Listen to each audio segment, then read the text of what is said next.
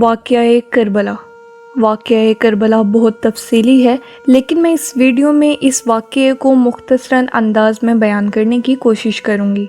واقعہ کربلا تاریخ اسلام کا ہی نہیں بلکہ تاریخ عالم کا افسوسناک واقعہ ہے۔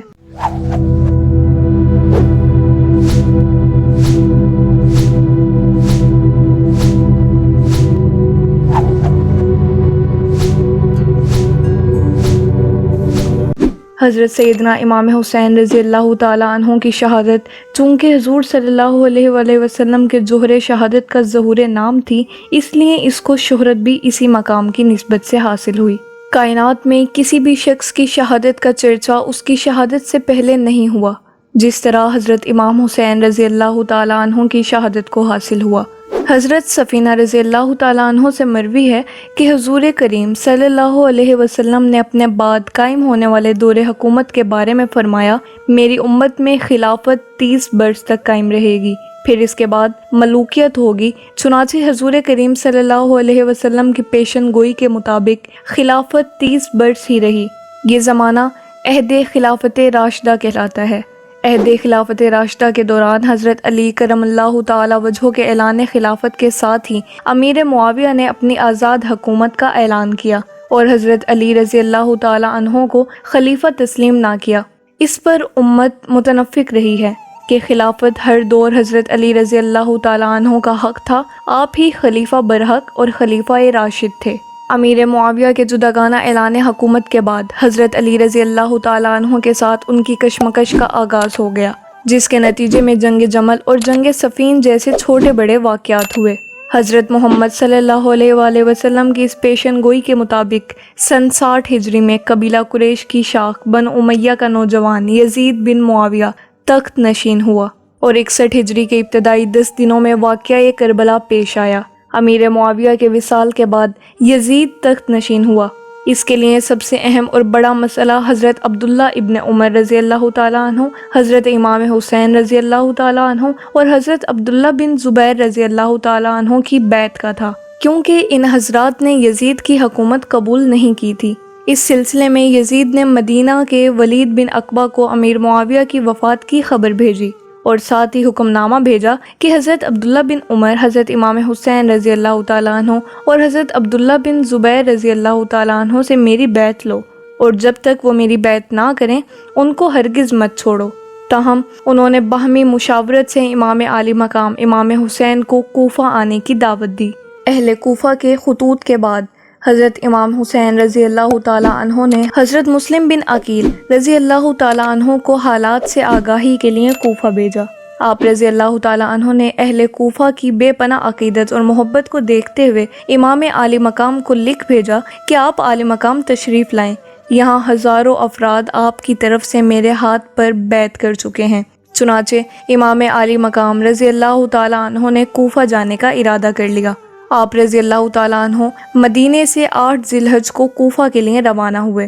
جب یہ حسینی قافلہ سالمیہ کے مقام پر پہنچا تو حضرت امام حسین رضی اللہ تعالیٰ عنہ کو مسلم بن عقیل اور ہانی بن عروہ کی شہادت کی خبر ملی۔ حضرت امام حسین رضی اللہ تعالیٰ عنہ نے اپنا سفر جاری رکھا اور جب آپ رضی اللہ تعالیٰ عنہ کوہ ذی ہوشم کے مقام پر پہنچے تو حر بن یزید، جو کہ یزیدی حکومت کی طرف سے آپ رضی اللہ تعالیٰ عنہ کو گرفتار کرنے کے لیے بھیجا گیا تھا، 1000 مسلح سواروں کے ساتھ پہنچ گیا اور آپ رضی اللہ تعالیٰ عنہ کے مقابل آ کھڑا ہوا اور ابن زیاد کا حکم دیا کہ آپ کو لے کر ان کے پاس پہنچوں۔ حضرت حسین رضی اللہ تعالیٰ عنہ اپنے ساتھیوں اور اہل و عیال کے ہمراہ 2 محرم الحرام 61 ہجری بروز جمعرات اپنے ساتھیوں اور اہل و عیال سمیت خیمہ زن ہوئے۔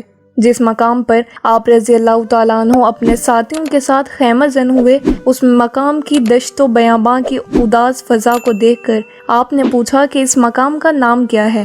لوگوں نے بتایا کہ اس جگہ کو کربلا کہتے ہیں۔ تو آپ رضی اللہ تعالیٰ عنہ نے فرمایا، بس یہیں خیمے لگا لو، یہ ہمارے سفر کی آخری منزل ہے۔ سرزمین کربلا پہنچتے ہی امام حسین رضی اللہ تعالیٰ عنہ کو حضور کریم صلی اللہ تعالیٰ علیہ وآلہ وسلم کے وہ فرامین یاد آ رہے تھے جو آپ نے بچپن میں حضور کریم صلی اللہ علیہ وآلہ وسلم سے سنے تھے کہ میرا بیٹا، میرا حسین سرزمین کربلا میں شہید کر دیا جائے گا۔ اس لیے جب آپ کو معلوم ہوا کہ یہی سرزمین کربلا ہے تو آپ نے حتمی فیصلہ دیتے ہوئے اسی مقام پر ٹھہرنے کا ارادہ فرمایا۔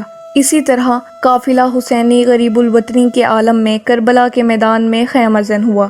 دوسری طرف یزیدی حکومت ان انفاس قدسیہ پر قیامت برپا کرنے کی بھرپور تیاریوں میں مصروف تھی۔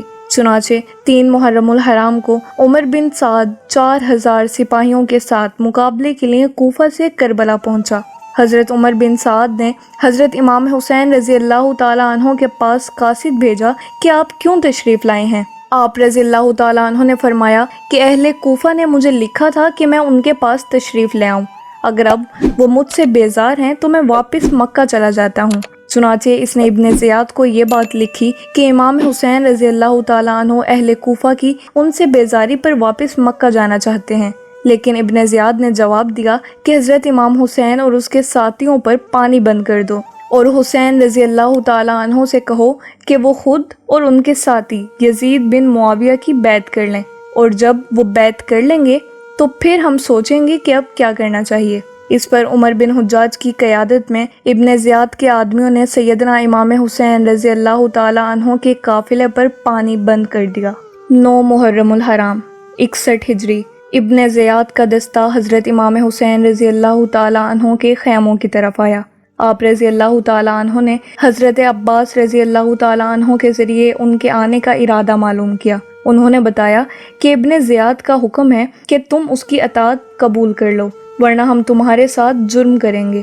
حضرت امام حسین رضی اللہ تعالیٰ عنہ نے حضرت عباس رضی اللہ تعالیٰ عنہ کو کہا کہ ان لوگوں کو کہو کہ ہمیں ایک رات کی مہلت دے دیں تاکہ ہم لوگ اچھی طرح نماز پڑھ لیں، دعا مانگ لیں اور توبہ و استغفار کر لیں۔ اللہ تعالیٰ خوب جانتا ہے کہ مجھے نماز، تلاوت اور توبہ و استغفار سے بڑا قلبی تعلق ہے۔ ابن زیاد کے دستے نے یہ بات مان لی اور قافلہ حسینی نے رات اللہ تعالیٰ کی عبادات اور مناجات میں بسر کی۔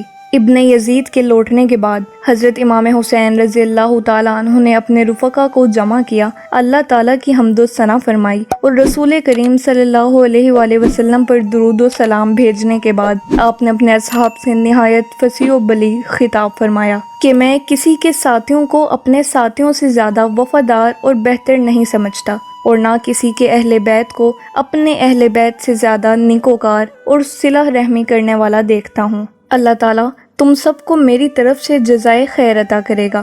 اگر تم میں سے کوئی شخص چاہتا ہے تو رات کی تاریکی میں چلا جائے، بے شک یہ لوگ میرے قتل کے طالب ہیں، جب مجھ کو قتل کر لیں گے تو کسی اور کے قتل کی ان کو طلب نہیں ہوگی۔ آپ رضی اللہ تعالیٰ عنہ کے اصحاب اپنے جذبات کا اظہار کرتے ہوئے عرض گزار ہوئے، اے نواسۂ رسول، ہم آپ پر اپنی جانیں قربان کر دیں گے، ہم اپنی گردنوں، پیشانیوں، ہاتھوں اور جسموں سے آپ رضی اللہ تعالیٰ عنہ کا دفاع کریں گے۔ جب ہم قتل ہو جائیں گے تو سمجھیں گے کہ ہم نے اپنا فرض ادا کر دیا ہے۔ آپ رضی اللہ تعالیٰ عنہ نے اپنے ساتھیوں کے جذبات سن کر ان کو اجازت مرحمت فرمائی، اور پھر آپ رضی اللہ تعالیٰ عنہ کے اصحاب نے آپ رضی اللہ تعالیٰ عنہ کی ماہیت میں رات بھر نوافل ادا کیے اور بارگاہ الہی میں عاجزی اور انکساری کے ساتھ مغفرت کی دعائیں مانگی۔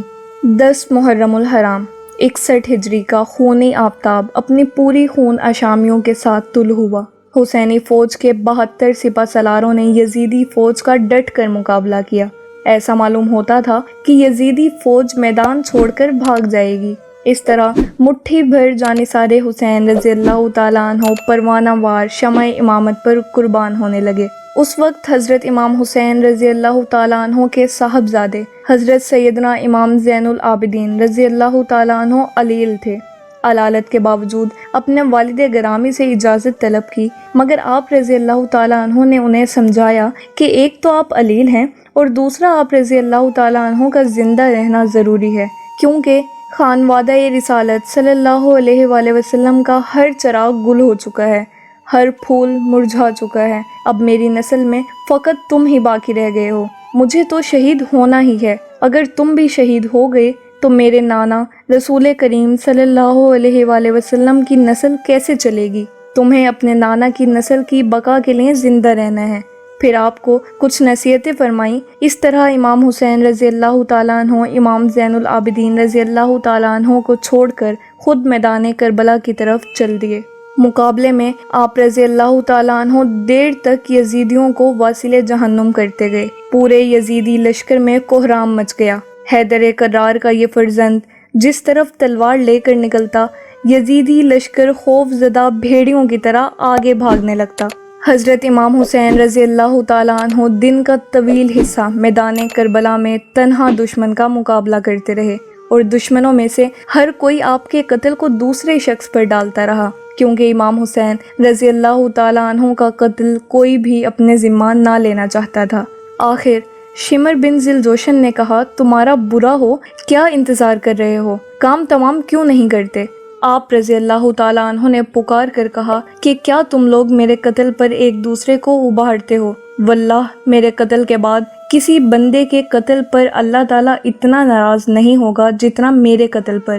شمر کے اکسانے پر یزیدی لشکر آپ رضی اللہ تعالیٰ عنہ پر ٹوٹ پڑا، اور یوں نواسۂ رسول، جگر گوشۂ بطول، سیدنا امام حسین رضی اللہ تعالیٰ عنہ نے کربلا کے میدان میں جوہر ثانی کی ایک نئی تاریخ رقم کر کے قربانی کی ایک لازوال مثال قائم کر دی، اور رہتی دنیا تک یہ پیغام دے دیا کہ باطل کے خلاف حق کی سربلندی کے لیے اگر سر تن سے جدا بھی ہوتا ہے تو پرواہ نہیں کی جائے، اور قربانی سے دریغ نہ کیا جائے۔ یہ رنگ وہ نہیں جو مٹانے سے مٹ سکے، لکھی گئی ہے خون سے امامت حسین رضی اللہ تعالیٰ عنہ۔ آج ہم جہاں امام حسین رضی اللہ تعالیٰ عنہ سے محبت کا دعویٰ کرتے ہیں، تو ضروری ہے سیرت امام حسین رضی اللہ تعالیٰ عنہ پر عمل پیرا ہوں، اپنے ظاہر و باطن کو ان کی سیرت میں ڈھالنے کی کوشش کریں، باہمی رنجشوں اور فرقہ واریت کو چھوڑ کر محبت اور امن کے علمبردار اور اسلام کی خاطر مر مٹنے والے بن جائیں، تاکہ روز حشر حضور نبی کریم صلی اللہ علیہ وسلم اور اہل بیت اطہار کے سامنے سرخرو ہو سکیں۔ قتل حسین اصل میں مرگ یزید ہے، اسلام زندہ ہوتا ہے ہر کربلا کے بعد۔